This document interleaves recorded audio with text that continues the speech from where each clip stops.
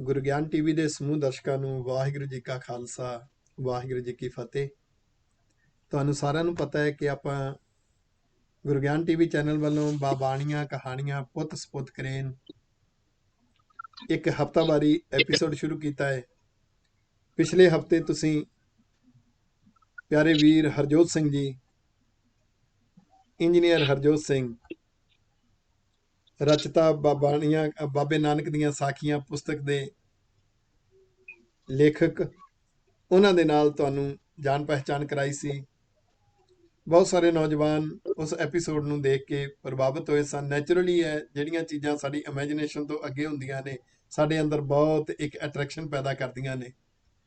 ਜਦੋਂ ਸਮੁੱਚੇ ਪੰਜਾਬ ਦੇ ਅੰਦਰ ਨਸ਼ੇ ਦਾ ਇੱਕ ਛੇਵਾਂ ਦਰਿਆ ਚੱਲਦਾ ਹੋਵੇ ਔਰ ਪਿੰਡ ਪਿੰਡ ਤੱਕ ਨਸ਼ੇ ਵਿਕਣ ਦੀਆਂ ਗੱਲਾਂ ਚੱਲਦੀਆਂ ਹੋਣ, ਸਿਸਟਮ ਕਰਪਟ ਹੋ ਗਿਆ ਹੋਵੇ, ਜਿੱਥੇ ਰਾਜਨੀਤਿਕ ਪਾਰਟੀਆਂ ਲੋਕਾਂ ਨੂੰ ਸਹੂਲਤ ਦੇਣ ਦੀ ਬਜਾਏ ਉਹ ਹੋਰ ਹੀ ਰਾਹ ਤੇ ਤੁਰ ਪਏ ਹੋਣ, ਜਿਸ ਦੇਸ਼ ਦੀ ਧਾਰਾ ਹੀ ਵਿਗੜਦੀ ਦਿਖਾਈ ਦਿੰਦੀ ਹੋਵੇ, ਉਹੋ ਜਿਹੇ ਥਾਂ ਦੇ ਉੱਪਰ, ਉਹੋ ਜਿਹੇ ਸਮੇਂ ਦੇ ਉੱਪਰ ਕੋਈ ਸਿੱਖੀ ਬਾਣੇ ਨੂੰ ਲੈ ਕੇ ਨੌਜਵਾਨ ਵੀਰ ਜੂਝਦਾ ਹੋਵੇ ਤੇ ਸੱਚਮੁੱਚ ਹੀ ਇਦਾਂ ਲੱਗਦਾ ਜਿਵੇਂ ਕਲਰ ਦੇ ਵਿੱਚ ਕਮਲ ਦਾ ਫੁੱਲ ਖਿੜਿਆ ਹੋਵੇ।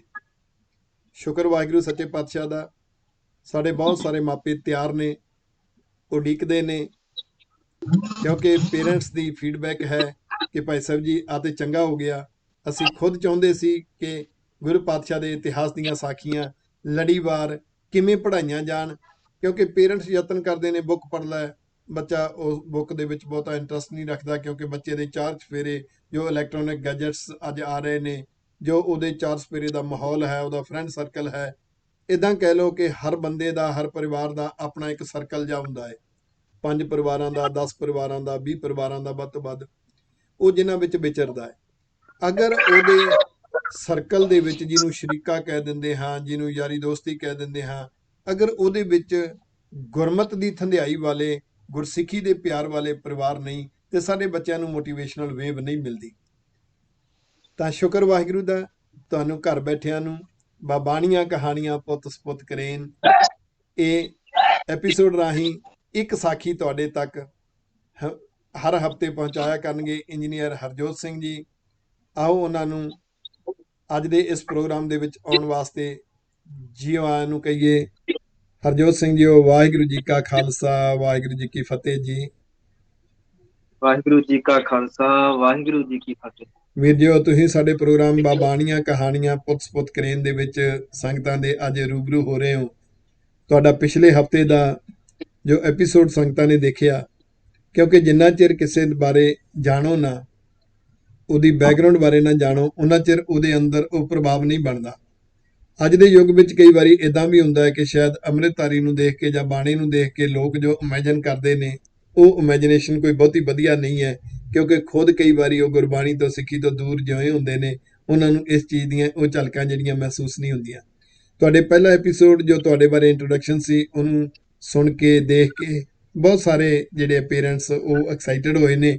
ਬਹੁਤ ਸਾਰੇ ਪੇਰੈਂਟਸ ਚਾਹੁੰਦੇ ਸਨ ਔਰ ਤੁਹਾਨੂੰ ਉਡੀਕਦੇ ਨੇ, ਬੜੀ ਸ਼ਿੱਦਤ ਦੇ ਨਾਲ ਉਡੀਕ ਰਹੇ ਨੇ। ਤੁਸੀਂ ਪਿਛਲੇ ਹਫ਼ਤੇ ਸੰਗਤਾਂ ਦੇ ਨਾਲ ਇੱਕ ਵਾਅਦਾ ਕੀਤਾ ਸੀ ਕਿ ਪਹਿਲੀ ਸਾਖੀ ਤੁਸੀਂ ਸਾਂਝੀ ਕਰਨੀ ਹੈ ਸਤਿਗੁਰੂ ਜੀ ਦੇ ਅਸਲੀ ਦਰਸ਼ਨ, ਕਿਉਂਕਿ ਹਰ ਬੰਦਾ ਚਾਹੁੰਦਾ ਹੈ ਮੈਂ ਆਪਣੇ ਗੁਰੂ ਦੇ ਦਰਸ਼ਨ ਕਰਾਂ।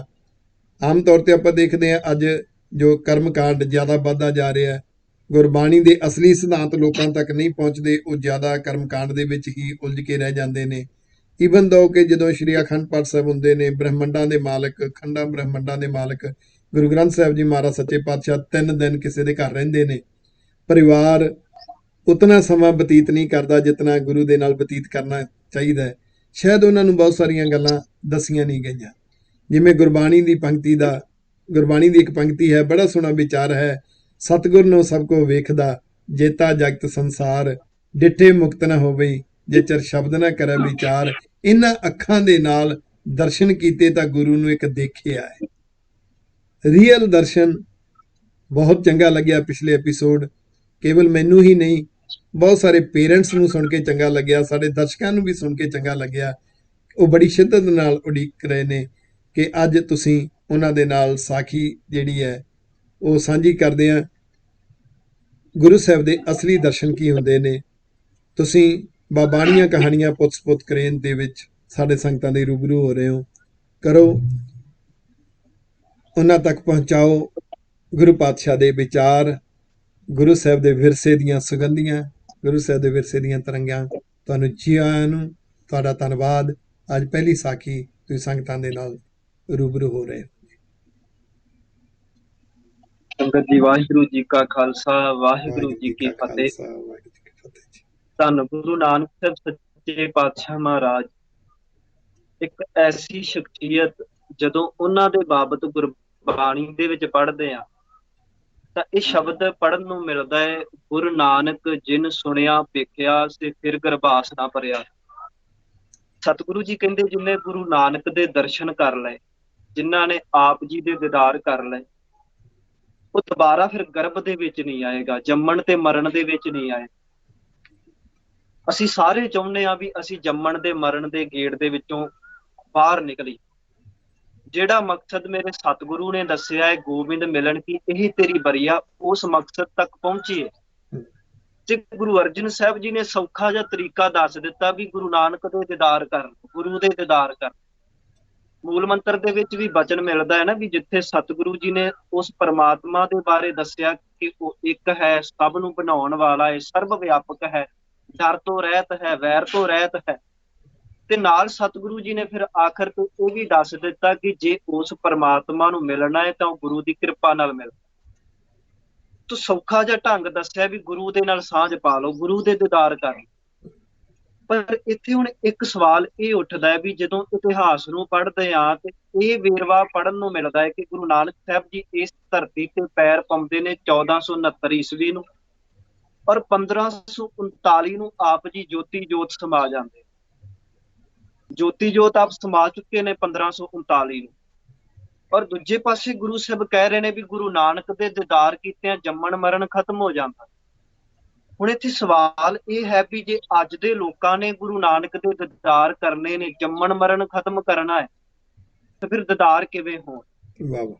ਤੇ ਕਈ ਲੋਕਾਂ ਨੇ ਫਿਰ ਵਸੀਲਾ ਤਸਵੀਰਾਂ ਨੂੰ ਬਣਾ ਲਿਆ, ਕਈ ਮੂਰਤੀਆਂ ਦੇ ਵਿੱਚੋਂ, ਤਸਵੀਰਾਂ ਦੇ ਵਿੱਚੋਂ, ਫੋਟੋਆਂ ਦੇ ਵਿੱਚੋਂ ਗੁਰੂ ਨਾਨਕ ਨੂੰ ਲੱਭਣ ਦਾ ਯਤਨ ਕਰਦੇ। ਪਰ ਗੁਰਬਾਣੀ ਨਾਲ ਸਾਂਝ ਪਾਈ ਹੈ ਤਾਂ ਇਹ ਯਤਨ ਜਿਹੜਾ ਹੈ ਉਹ ਸਹੀ ਰਸਤੇ ਵੱਲ ਲੈ ਕੇ ਨਹੀਂ ਜਾਂਦਾ। ਗੁਰੂ ਨਾਨਕ ਦੇ ਦੀਦਾਰ ਕਿਵੇਂ ਹੋਣ, ਇਸ ਗੱਲ ਦੀ ਸਮਝ ਆਪ ਜੀ ਦੇ ਜੀਵਨ ਚੋਂ ਹੀ ਪੈਂਦੀ। ਆਪ ਜੀ ਦਾ ਅਨੰਨ ਸਿੱਖ ਭਾਈ ਮਨਸੁਖ, ਲਾਹੌਰ ਰਹਿਣ ਵਾਲਾ ਵਪਾਰੀ, ਭਾਈ ਭਗੀਰਥ ਦੇ ਜ਼ਰੀਏ ਗੁਰੂ ਨਾਨਕ ਦੀ ਸ਼ਰਣੀ ਆਇਆ। ਐਸਾ ਚਰਨਾਂ ਤੇ ਡਿੱਗਾ ਕਿ ਭਾਈ ਮਨਸੁਖ ਜੀ ਗੁਰੂ ਨਾਨਕ ਸਾਹਿਬ ਦੇ ਉੱਚੇ ਸਿੱਖਾਂ ਚੋਂ ਗਿਣੇ ਜਾਣ ਲੱਗੇ। ਗੁਰਬਾਣੀ ਦੀ ਐਸੀ ਘਾਲਣਾ ਘਾਲੀ, ਗੁਰਬਾਣੀ ਦੀ ਐਸੀ ਕਮਾਈ ਕੀਤੀ ਕਿ ਆਪ ਜੀ ਦਾ ਜੀਵਨ ਬਹੁਤ ਉੱਚਾ ਸੁੱਚਾ ਹੋ ਗਿਆ। ਵੈਸੇ ਕਿਰਤ ਕਰਕੇ ਵਪਾਰੀ ਸਨ। ਇਤਿਹਾਸ ਦੱਸਦਾ ਵੀ ਲੂਣ ਦਾ ਵਪਾਰ ਕਰਨ ਦੂਰ ਦਰੇਡੇ ਦੇਸ਼ਾਂ ਦੇ ਵਿੱਚ ਜਾਂਦੇ ਸਨ। ਪਰ ਸਮਾਜ ਦੇ ਵਿੱਚ ਐਸਾ ਦੇਖਣ ਨੂੰ ਘੱਟ ਮਿਲਦਾ ਹੈ ਵੀ ਕੋਈ ਵਪਾਰੀ ਹੋਵੇ ਤੇ ਉੱਚੇ ਸੁੱਚੇ ਕਿਰਦਾਰ ਵਾਲਾ ਵੀ ਹੋਵੇ, ਬਹੁਤ ਘੱਟ ਦੇਖਣ ਨੂੰ ਮਿਲਦਾ ਹੈ। ਕਿਉਂਕਿ ਬਹੁਤਿਆਂ ਦੇ ਵਪਾਰ ਹੀ ਬੇਈਮਾਨੀਆਂ ਨਾਲ ਚੱਲਦੇ ਨੇ, ਬਹੁਤਿਆਂ ਦੀਆਂ ਦੁਕਾਨਾਂ ਹੀ ਝੂਠ ਦੇ ਨਾਲ ਚੱਲਦੀਆਂ ਨੇ। ਕਿਉਂਕਿ ਦੁਕਾਨ ਚਲਾਉਣੀ ਹੈ, ਆਪਣੇ ਪਦਾਰਥ ਵੇਚਣੇ ਨੇ, ਤੇ ਲੋਕਾਂ ਨੂੰ ਮਸਕੇ ਵੀ ਲਾਉਣੇ ਪੈਂਦੇ ਨੇ, 100 ਝੂਠ ਵੀ ਬੋਲਣੇ ਪੈਂਦੇ। ਪਰ ਕਈ ਵਿਰਲੇ ਐਸੇ ਹੁੰਦੇ ਨੇ ਗੁਰੂ ਨਾਨਕ ਦੇ ਸਿੱਖ ਜਿਹੜੇ ਇਹ ਕਿਰਤ ਤਾਂ ਕਰਦੇ ਨੇ, ਪਰ ਕਿਰਤ ਕਰਦਿਆਂ ਵੀ ਗਲਤਾਨ ਨਹੀਂ ਹੁੰਦੇ, ਮਾਇਆ ਦੇ ਵਿੱਚ ਨਿਰਲੇਪ ਰਹਿੰਦੇ ਨੇ, ਕਮਲ ਦੇ ਫੁੱਲ ਵਾਂਗ। ਭਾਈ ਮਨਸੁਖ ਵੀ ਉਹਨਾਂ ਗੁਰਸਿੱਖਾਂ ਦੇ ਵਿੱਚੋਂ ਹਨ ਜਿਹੜੇ ਹੈ ਤਾਂ ਵਪਾਰੀ, ਪਰ ਜੀਵਨ ਬਹੁਤ ਇਮਾਨਦਾਰੀ ਨਾਲ ਬਤੀਤ ਕਰ ਰਹੇ। ਦੂਰ ਦਰਾਡੇ ਦੇਸ਼ਾਂ 'ਚ ਵਪਾਰ ਕਰਨ ਜਾਂਦੇ ਨੇ ਤੇ ਇਤਿਹਾਸ ਦੱਸਦਾ ਵੀ ਇੱਕ ਵਾਰ ਆਪ ਜੀ ਸ਼੍ਰੀਲੰਕਾ ਗਏ ਵਪਾਰ ਕਰਨ ਦੇ ਵਾਸਤੇ। ਔਰ ਇੱਥੇ ਜਦੋਂ ਆਪ ਗਏ, ਆਪ ਜੀ ਦੀ ਰਹਿਣੀ ਸਹਿਣੀ ਤੋਂ, ਆਪ ਜੀ ਦੇ ਜੀਵਨ ਤੋਂ ਇੱਥੋਂ ਦੇ ਲੋਕ ਇੰਨੇ ਪ੍ਰਭਾਵਿਤ ਹੁੰਦੇ ਨੇ ਕਿ ਆਪ ਜੀ ਦਾ ਪੂਰੇ ਦੇਸ਼ ਦੇ ਵਿੱਚ ਸਤਿਕਾਰ ਹੋਣ ਲੱਗਾ। ਉੱਡਦੀ ਖਬਰ ਇਹ ਇੱਥੋਂ ਦੇ ਰਾਜੇ ਤੱਕ ਵੀ ਪਹੁੰਚਦੀ ਹੈ। ਰਾਜਾ ਸ਼ਿਵਨਾਭ ਇਤਿਹਾਸ ਨੇ ਦੱਸਿਆ, ਔਰ ਅੱਗੇ ਜਾ ਕੇ ਆਪਾਂ ਪੜਾਂਗੇ ਵੀ ਗੁਰੂ ਨਾਨਕ ਸਾਹਿਬ ਜੀ ਆਪ ਵੀ ਇੱਥੇ ਗਏ। ਪਰ ਰਾਜਾ ਸਿੱਖ ਬਣਿਆ ਪਹਿਲਾਂ, ਕਾਰਨ ਬਣੇ ਭਾਈ ਮਨਸੁਖ। ਭਾਈ ਮਨਸੁਖ ਇੱਥੇ ਪਹੁੰਚੇ, ਆਪ ਜੀ ਦੇ ਉੱਚੇ ਸਿੱਚੇ ਜੀਵਨ ਤੋਂ ਲੋਕ ਪ੍ਰਭਾਵਿਤ ਹੁੰਦੇ ਨੇ, ਔਰ ਇਹ ਗੱਲਾਂ ਰਾਜੇ ਤੱਕ ਵੀ ਪਹੁੰਚਦੀਆਂ ਨੇ, ਰਾਜਾ ਵੀ ਪ੍ਰਭਾਵਿਤ ਹੋ ਜਾਂਦਾ। ਆਖਰ ਭਾਈ ਮਨਸੁਖ ਜੀ ਨੂੰ ਰਾਜਾ ਆਪਣੇ ਦਰਬਾਰ ਦੇ ਵਿੱਚ ਬੁਲਾਉਂਦਾ ਹੈ, ਔਰ ਭਾਈ ਮਨਸੁਖ ਦੇ ਅੱਗੇ ਹੱਥ ਜੋੜ ਕੇ ਝੁਕ ਜਾਂਦਾ ਹੈ। ਬਾਦਸ਼ਾਹ ਹੋਵੇ ਤੇ ਕਿਸੇ ਆਮ ਵਪਾਰੀ ਅੱਗੇ ਝੁਕ ਜਾਵੇ ਦੇਖਣ ਨੂੰ ਨਹੀਂ ਮਿਲਦਾ। ਕੀ ਬਾਤ ਹੈ। ਪਰ ਸੋਚ ਕੇ ਦੇਖੋ ਵੀ ਉਸ ਭਾਈ ਮਨਸੁਖ ਦਾ ਜੀਵਨ ਕਿੰਨਾ ਉੱਚਾ ਹੋਵੇਗਾ ਵੀ ਇੱਕ ਦੇਸ਼ ਦਾ ਰਾਜਾ ਵੀ ਆਪ ਅੱਗੇ ਝੁਕ ਗਿਆ। ਰਾਜੇ ਨੇ ਹੱਥ ਜੋੜੇ, ਝੁਕ ਗਿਆ ਔਰ ਕਹਿਣ ਲੱਗਾ, ਮਨਸੁਖ ਜੀ ਤੁਹਾਡੀਆਂ ਸਿਫਤਾਂ ਬਹੁਤ ਸੁਣੀਆਂ ਨੇ, ਬੜੀ ਸੋਭਾ ਸੁਣੀ ਹੈ, ਔਰ ਮੈਂ ਆਪ ਵੀ ਅੱਖੀਂ ਦੇਖ ਲਿਆ ਕਿ ਤੁਹਾਡਾ ਜੀਵਨ ਬਹੁਤ ਉੱਚਾ ਸੁੱਚਾ ਹੈ। ਕਿਰਪਾ ਕਰਕੇ ਮੈਨੂੰ ਇਹ ਦੱਸੋ ਵੀ ਇਹ ਗੁਣ ਤੁਹਾਨੂੰ ਕਿੱਥੋਂ ਮਿਲੇ। ਵਪਾਰੀ ਹੋ ਕੇ ਕੋਈ ਇਮਾਨਦਾਰ ਹੈ, ਦੁਨੀਆ ਦੇ ਵਿੱਚ ਘੱਟ ਦੇਖਣ ਨੂੰ ਮਿਲਦਾ ਹੈ, ਪਰ ਇਹ ਕੁਝ ਤੁਹਾਡੇ ਅੰਦਰ ਦੇਖਣ ਨੂੰ ਮਿਲ ਰਿਹਾ ਹੈ। ਕਿਰਪਾ ਕਰਕੇ ਦੱਸੋ ਵੀ ਇਹ ਕੁਝ ਤੁਸੀਂ ਕਿੱਥੋਂ ਸਿੱਖਿਆ, ਇਹ ਗੁਣ ਮਿਲੇ ਕਿੱਥੋਂ। ਭਾਈ ਮਨਸੁਖ ਨੇ ਹੱਥ ਜੋੜ ਲਏ, ਕਹਿਣ ਲੱਗੇ, ਰਾਜਨ ਇਹ ਜਿਹੜੀਆਂ ਵੀ ਸੋਭਾ ਤੇ ਸਿਫਤਾਂ ਦੀਆਂ ਗੱਲਾਂ ਤੁਸੀਂ ਕਰ ਰਹੇ ਹੋ, ਇਹ ਮੇਰਾ ਨਹੀਂ, ਇਹ ਸਭ ਕੁਝ ਮੇਰੇ ਧੰਨ ਗੁਰੂ ਨਾਨਕ ਦਾ ਹੈ। ਪਰ ਇਹ ਪੜ੍ਹ ਕੇ ਮੈਨੂੰ ਇਹ ਅਹਿਸਾਸ ਹੋਇਆ ਵੀ ਕਿਤੇ ਇਹ ਗੁਣ ਸਾਡੇ 'ਚ ਵੀ ਆ ਜਾਵੇ। ਕਈ ਵਾਰੀ ਗੁਰੂ ਨਾਨਕ ਰਹਿਮਤ ਕਰਦਾ ਹੈ, ਕੋਈ ਸਾਨੂੰ ਗੁਣ ਬਖਸ਼ ਦਿੰਦਾ ਹੈ, ਤੇ ਗੁਰੂ ਨਾਨਕ ਸਾਹਿਬ ਇੱਕ ਰਹਿਮਤ ਇਹ ਵੀ ਕਰਿਓ ਕਿ ਜਿੱਥੇ ਤੁਸੀਂ ਸਾਨੂੰ ਇੰਨੇ ਗੁਣ ਬਖਸ਼ੇ, ਉੱਥੇ ਇੱਕ ਗੁਣ ਇਹ ਵੀ ਬਖਸ਼ ਦਿਓ ਕਿ ਲੋਕ ਸੋਭਾ ਕਰਨ ਤੇ ਸਾਨੂੰ ਵੀ ਹੱਥ ਜੋੜ ਕੇ ਕਹਿਣਾ ਆ ਜਾਵੇ ਵੀ ਇਹ ਸਭ ਕੁਝ ਮੇਰੇ ਗੁਰੂ ਨਾਨਕ ਦਾ ਹੈ, ਮੇਰਾ ਕੁਝ ਵੀ ਨਹੀਂ ਹੈ। ਸਤਿਗੁਰੂ ਜੀ ਹਉਮੈ ਚੋਂ ਬਚਾਇਓ।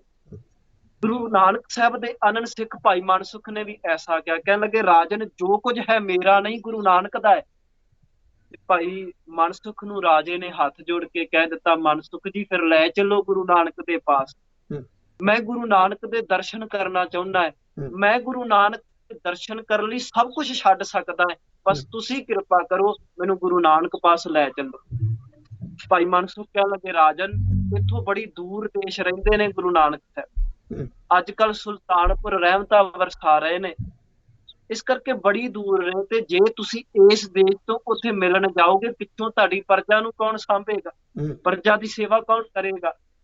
ਤੇ ਰਾਜਾ ਕਹਿਣ ਲੱਗਾ, ਮਨਸੁਖ ਜੀ ਮੈਂ ਸਭ ਕੁਝ ਛੱਡਣ ਨੂੰ ਤਿਆਰ ਹਾਂ, ਮੈਂ ਰਾਜ ਭਾਗ ਛੱਡ ਦੇਵਾਂਗਾ, ਬਸ ਤੁਸੀਂ ਮੇਰੇ ਗੁਰੂ ਨਾਨਕ ਦੇ ਦੀਦਾਰ ਕਰਾ ਦੇਵੋ, ਔਰ ਇੱਕ ਵਾਰੀ ਮੈਂ ਗੁਰੂ ਨਾਨਕ ਦੇ ਦੀਦਾਰ ਕਰ ਲਏ, ਉਸ ਤੋਂ ਬਾਅਦ ਮੈਂ ਇਸ ਦੇਸ਼ ਵਿੱਚ ਆ ਕੇ ਵੱਡੀਆਂ ਮੂਰਤੀਆਂ ਗੁਰੂ ਨਾਨਕ ਦੀਆਂ ਸਥਾਪਿਤ ਕਰਾਂ। ਕਿਉਂਕਿ ਜਿਹੋ ਜਿਹਾ ਬੈਕਗਰਾਉਂਡ ਸੀ ਰਾਜੇ ਦਾ, ਉਸ ਮੁਤਾਬਕ ਉਹਨੇ ਭਾਵਨਾ ਰੱਖਣੀ ਸੀ। ਜਦੋਂ ਮਨਸੁਖ ਜੀ ਨੇ ਇਹ ਸੁਣਿਆ ਤੇ ਕਹਿਣ ਲੱਗੇ, ਰਾਜਨ ਨਹੀਂ, ਮੇਰਾ ਗੁਰੂ ਨਾਨਕ ਇਹ ਕੁਝ ਨਹੀਂ ਸਿਖਾਉਂਦਾ, ਮੇਰਾ ਗੁਰੂ ਨਾਨਕ ਤਾਂ ਜ਼ਿੰਮੇਵਾਰੀਆਂ ਦੇ ਵਿੱਚ ਰਹਿ ਕੇ ਗੁਰੂ ਨਾਲ ਸਾਂਝ ਪਾਉਣਾ ਸਿਖਾਉਂਦਾ ਹੈ। ਪਰ ਗੁਰੂ ਨਾਨਕ ਕਦੀ ਵੀ ਇਸ ਗੱਲ ਤੋਂ ਖੁਸ਼ ਨਹੀਂ ਹੋਣਗੇ ਕਿ ਕੋਈ ਇਨਸਾਨ ਗੁਰੂ ਦੇ ਦੀਦਾਰ ਕਰਨ ਲਈ ਆਪਣੇ ਜ਼ਿੰਮੇਵਾਰੀਆਂ ਤੋਂ ਭੱਜ ਜਾਵੇ। ਪਰ ਰਹੀ ਗੱਲ ਮੂਰਤੀਆਂ ਦੀ, ਮੂਰਤੀਆਂ ਦੇ ਵਿੱਚੋਂ ਗੁਰੂ ਨਾਨਕ ਦੇ ਦੀਦਾਰ ਨਹੀਂ ਹੋਣ ਲੱਗੇ। ਫਿਰ ਰਾਜਾ ਕਹਿਣ ਲੱਗਾ, ਮਨਸੁਖ ਜੀ ਗੁਰੂ ਨਾਨਕ ਦੇ ਦੀਦਾਰ ਕਿਵੇਂ ਹੋਣ, ਮੈਂ ਦੀਦਾਰ ਕਰਨਾ ਚਾਹੁੰਦਾ, ਤੁਸੀਂ ਦੱਸ ਪਾਓ। ਤੇ ਭਾਈ ਮਨਸੁਖ ਕਹਿਣ ਲੱਗੇ, ਰਾਜਨ ਸੁਬਾਹ ਤੱਕ ਤੁਹਾਨੂੰ ਸਮਝ ਲੱਗ ਜਾਵੇਗੀ ਵੀ ਗੁਰੂ ਨਾਨਕ ਦੇ ਦੀਦਾਰ ਕਿਵੇਂ ਹੁੰਦੇ ਨੇ, ਬਸ ਤੁਸੀਂ ਅੱਜ ਦੀ ਰਾਤ ਤੁਹਾਡੇ ਮਹੱਲਾਂ ਵਿੱਚ ਰਹਿਣ ਦੀ ਮੈਨੂੰ ਆਗਿਆ ਦੇ ਦੇਣ। ਗੁਰੂ ਨਾਨਕ ਦੀ ਦੱਸੀ ਜੁਗਤੀ ਦੇ ਮੁਤਾਬਕ ਮੈਂ ਦੱਸਾਂਗਾ ਕਿ ਗੁਰੂ ਨਾਨਕ ਦੇ ਦੀਦਾਰ ਕਿਵੇਂ ਹੁੰਦੇ। ਇਤਿਹਾਸ ਦੱਸਦਾ ਹੈ ਕਿ ਰਾਜੇ ਨੇ ਇਸ ਤਰ੍ਹਾਂ ਹੀ ਕੀਤਾ। ਅੱਜ ਦੀ ਰਾਤ ਭਾਈ ਮਨਸੁਖ ਜੀ ਰਾਜੇ ਦੇ ਦਰਬਾਰ ਦੇ ਵਿੱਚ ਟਿਕਦੇ ਨੇ, ਮਹੱਲਾਂ 'ਚ ਟਿਕਦੇ ਨੇ। ਰਾਤ ਹੋਈ, ਰਾਤ ਦਾ ਹਨੇਰਾ, ਹਨੇਰੀ ਰਾਤ ਹੈ, ਤੇ ਭਾਈ ਮਨਸੁਖ ਜੀ ਰਾਜੇ ਨੂੰ ਮਹੱਲਾਂ ਤੋਂ ਬਾਹਰ ਲੈ ਕੇ ਆ ਗਏ, ਹਨੇਰੇ 'ਚ ਲੈ ਕੇ ਆ ਗਏ, ਤੇ ਕਹਿਣ ਲੱਗੇ, ਰਾਜਨ ਆਪਣੇ ਇੱਕ ਨੌਕਰ ਨੂੰ ਕਹੋ ਕਿ ਇੱਕ ਜਗ ਦਾ ਦੀਵਾ ਲੈ ਕੇ ਆ ਜਾਵੇ। ਰਾਜੇ ਦਾ ਹੁਕਮ ਪਾ ਕੇ ਇੱਕ ਨੌਕਰ ਜਗ ਦਾ ਦੀਵਾ ਲੈ ਕੇ ਆ ਗਿਆ। ਮਨਸੁਖ ਉਸ ਨੌਕਰ ਨੂੰ ਕਹਿਣ ਲੱਗੇ, ਭਲਿਆ ਪੁਰਸ਼ਾ ਇੱਕ ਕੰਮ ਕਰ, ਇਹ ਦੀਵਾ ਆਪਣੇ ਹੱਥ ਦੀ ਤਲੀ ਤੇ ਰੱਖ, ਔਰ ਇਸ ਦੀਵੇ ਨੂੰ ਦੇਖ ਕੇ ਭਾਈ ਮਨਸੁਖ ਨੇ ਦੂਰੀ ਤੈਅ ਕਰ ਦਿੱਤੀ ਵੀ ਭਾਈ ਇੰਨੀ ਮੀਲ ਦੂਰੀ ਤੈਅ ਕਰਕੇ ਤੂੰ ਵਾਪਸ ਆਉਣਾ ਹੈ, ਪਰ ਸ਼ਰਤ ਇਹ ਹੈ ਕਿ ਜਦੋਂ ਚੱਲੇਗਾ ਤੇਰੀ ਨਜ਼ਰ ਇਸ ਦੀਵੇ ਦੀ ਲਾਟ ਵੱਲ ਹੋਣੀ ਚਾਹੀਦੀ, ਦੀਵੇ ਦੀ ਫਲੇਮ ਵੱਲ ਹੋਣੀ ਚਾਹੀਦੀ। ਨੌਕਰ ਨੇ ਇਸ ਤਰ੍ਹਾਂ ਹੀ ਕੀਤਾ ਜੀ। ਨੌਕਰ ਨੇ ਉਹ ਦੀਵਾ ਆਪਣੇ ਤਲੀ ਤੇ ਰੱਖਿਆ, ਨਜ਼ਰਾਂ ਉਸ ਦੀਵੇ ਦੀ ਲਈਆਂ, ਉਹਦੇ ਜਿਹੜਾ ਦੀਵਾ ਜਗ ਰਿਹਾ ਉਹਦੇ ਵੱਲ ਟਿਕਾ ਲਈਆਂ, ਔਰ ਜਦੋਂ ਦੀਵੇ ਵੱਲ ਦੇਖ ਕੇ ਚੱਲਣ ਦੀ ਕੋਸ਼ਿਸ਼ ਕੀਤੀ, ਅੱਖਾਂ ਤੋਂ ਦਿਖਣਾ ਬੰਦ ਹੋ ਗਿਆ ਤੇ ਠੇਡਾ ਖਾ ਕੇ ਡਿੱਗ ਪਿਆ। ਕਿਉਂਕਿ ਆਪਾਂ ਨੂੰ ਪਤਾ ਜਦੋਂ ਅਸੀਂ ਜਗਦੀ ਲਾਈਟ ਵੱਲ ਦੇਖਾਂਗੇ, ਅੱਖਾਂ ਅੱਗੇ ਹਨੇਰਾ ਆ ਜਾਂਦਾ, ਫਿਰ ਕੁਝ ਦਿਖਦਾ ਨਹੀਂ। ਉਸ ਨੌਕਰ ਨੇ ਇਸ ਤਰ੍ਹਾਂ ਹੀ ਕੀਤਾ, ਦੀਵੇ ਵੱਲ ਦੇਖ ਰਿਹਾ, ਔਰ ਦੀਵੇ ਵੱਲ ਦੇਖ ਕੇ ਜਦੋਂ ਚੱਲਣ ਦਾ ਯਤਨ ਕੀਤਾ ਤਾਂ ਠੇਡਾ ਖਾ ਕੇ ਡਿੱਗ ਪੈਂਦਾ। ਫਿਰ ਦੁਬਾਰਾ ਉੱਠ ਕੇ ਚੱਲਣ ਦਾ ਯਤਨ ਕੀਤਾ, ਫਿਰ ਠੇਡਾ ਖਾ ਕੇ ਡਿੱਗ ਪਿਆ, ਹਾਰ ਥੱਕ ਕੇ ਵਾਪਸ ਆ ਗਿਆ। ਤੇ ਮਨਸੁਖ ਨੂੰ ਕਹਿਣ ਲੱਗਾ, ਮਨਸੁਖ ਜੀ, ਜੇ ਮੈਂ ਦੀਵੇ ਵੱਲ ਹੀ ਦੇਖਦਾ ਰਿਹਾ, ਮੈਨੂੰ ਕੁਝ ਦਿਖਣਾ ਨਹੀਂ, ਤੇ ਮੈਂ ਉਹ ਦੂਰੀ ਤੈਅ ਕਰਕੇ ਕਦੀ ਵੀ ਵਾਪਸ ਨਹੀਂ ਆ ਸਕਾਂਗਾ। ਮਨਸੁਖ ਜੀ ਕਹਿਣ ਲੱਗੇ, ਨੌਕਰ ਜੀ, ਫਿਰ ਤੁਸੀਂ ਦੱਸ ਦਿਓ ਕੀ ਕਰੋ ਤੇ ਇਹ ਰਸਤਾ ਤੈਅ ਕਰ ਸਕੋ। ਤੇ ਨੌਕਰ ਕਹਿਣ ਲੱਗਾ, ਮਨਸੁਖ ਜੀ, ਜੇ ਮੈਂ ਦੀਵੇ ਨੂੰ ਦੇਖਣ ਦੀ ਬਜਾਏ ਇਹਦੇ ਚਾਨਣ ਵੱਲ ਦੇਖ ਕੇ ਚੱਲਾਂਗਾ ਤਾਂ ਹੀ ਮੈਂ ਆਪਣੀ ਮੰਜ਼ਿਲ ਤੇ ਪਹੁੰਚਾਂਗਾ। ਮਨਸੁਖ ਜੀ ਕਹਿਣ ਲੱਗੇ, ਠੀਕ ਆ ਭਾਈ, ਇਸ ਤਰ੍ਹਾਂ ਹੀ ਕਰ ਲਵੋ। ਹੁਣ ਇਸ ਨੌਕਰ ਨੇ ਇਸ ਤਰ੍ਹਾਂ ਹੀ ਕਰਨਾ ਸ਼ੁਰੂ ਕੀਤਾ। ਹੁਣ ਇਹ ਦੀਵੇ ਵੱਲ ਨਹੀਂ ਦੇਖ ਰਿਹਾ, ਜਿੱਥੇ ਦੀਵੇ ਦਾ ਚਾਨਣ ਪੈ ਰਿਹਾ ਉਸ ਚਾਨਣ ਵੱਲ ਦੇਖ ਕੇ ਇਹਨੇ ਚੱਲਣਾ ਸ਼ੁਰੂ ਕੀਤਾ, ਤੇ ਨਤੀਜਾ ਇਹ ਹੋਇਆ, ਚਾਨਣ ਵੱਲ ਦੇਖ ਕੇ ਇਹਨੂੰ ਰਸਤਾ ਦਿਖਣ ਲੱਗਾ, ਔਰ ਇਸ ਤਰ੍ਹਾਂ ਰਸਤਾ ਦੇਖ ਦੇਖ ਕੇ ਆਪਣੀ ਮੰਜ਼ਿਲ ਤੇ ਪਹੁੰਚ ਜਾਂਦਾ। ਜਿੰਨੀ ਦੂਰੀ ਦੱਸੀ ਸੀ ਉਹ ਦੂਰੀ ਤੈਅ ਕਰਕੇ ਵਾਪਸ ਆ ਜਾਂਦਾ ਹੈ। ਤੇ ਮਨਸੁਖ ਜੀ ਪੁਕਾਰ ਕੇ ਕਹਿਣ ਲੱਗੇ, ਰਾਜਨ, ਤੁਸੀਂ ਸਭ ਕੁਝ ਅੱਖੀ ਦੇਖਿਆ ਨਾ। ਜਿੰਨੀ ਦੇਰ ਤੱਕ ਇਸ ਨੌਕਰ ਨੇ ਨਜ਼ਰਾਂ ਦੀਵੇ ਤੇ ਟਿਕਾ ਲਈਆਂ, ਇਹਨੂੰ ਕੁਝ ਦਿਖਿਆ ਹੀ ਨਹੀਂ, ਆਪਣੇ ਰਸਤੇ ਤੋਂ ਭਟਕ ਗਿਆ, ਠੇਡਾ ਖਾ ਕੇ ਡਿੱਗ ਪਿਆ। ਪਰ ਜਦੋਂ ਇਹਨੇ ਦੀਵੇ ਨੂੰ ਦੇਖਣ ਦੀ ਬਜਾਏ ਉਹਦੇ ਚਾਨਣ ਵੱਲ ਦੇਖਣਾ ਸ਼ੁਰੂ ਕੀਤਾ ਤਾਂ ਆਪਣੀ ਮੰਜ਼ਿਲ ਤੇ ਪਹੁੰਚਦਾ ਹੈ। ਰਾਜਨ, ਇਹੀ ਹੈ ਤਰੀਕਾ ਗੁਰੂ ਨਾਨਕ ਦੇ ਦੀਦਾਰ ਕਰਨ ਦਾ।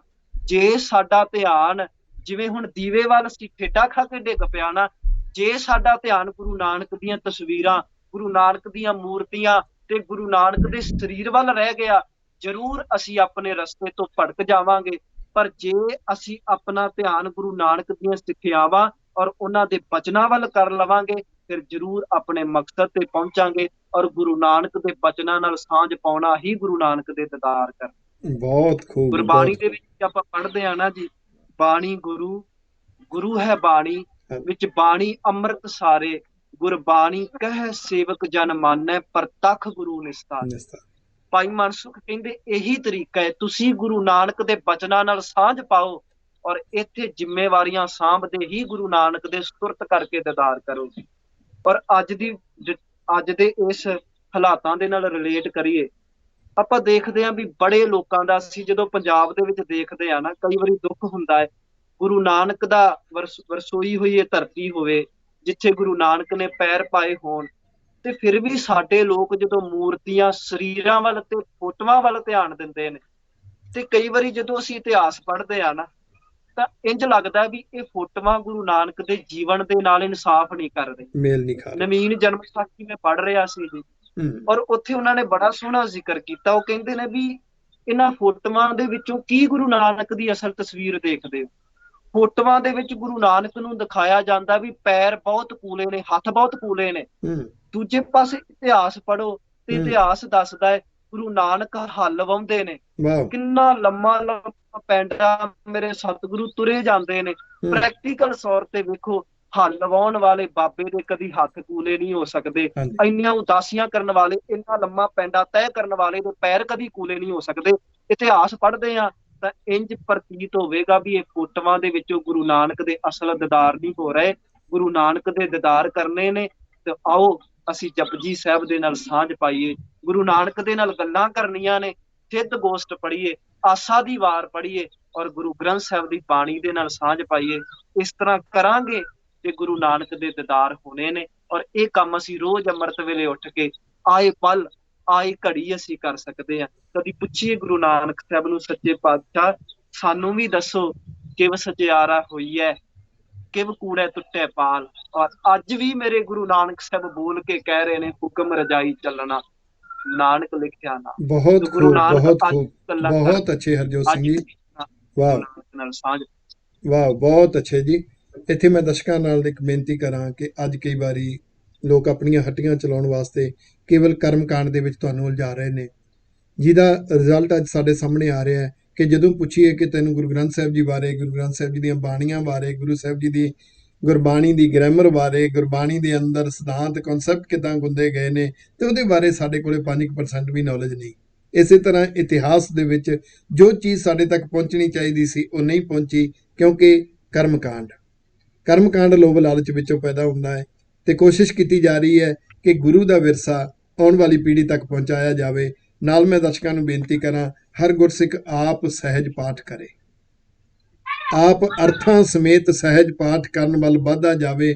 ਆਪਣੇ ਘਰ ਵਿੱਚ ਆਪਣੇ ਬੱਚਿਆਂ ਨੂੰ ਸਿੱਖੀ ਵਿਰਸੇ ਨਾਲ ਜੋੜਨ ਦੇ ਲਈ, ਗੁਰਬਾਣੀ ਦੇ ਨਾਲ ਜੋੜਨ ਦੇ ਲਈ ਹਰ ਪਲ ਯਤਨ ਕਰੇ। ਗੁਰੂ ਪਾਤਸ਼ਾਹ ਕਿਰਪਾ ਕਰਨ। ਹਰਜੋਤ ਸਿੰਘ ਜੀਓ, ਤੁਹਾਡਾ ਬਹੁਤ ਬਹੁਤ ਧੰਨਵਾਦ। ਉਮੀਦ ਹੈ ਸਾਡੇ ਦਰਸ਼ਕਾਂ ਨੂੰ ਅੱਜ ਬਹੁਤ ਆਨੰਦ ਆਇਆ ਹੋਵੇਗਾ।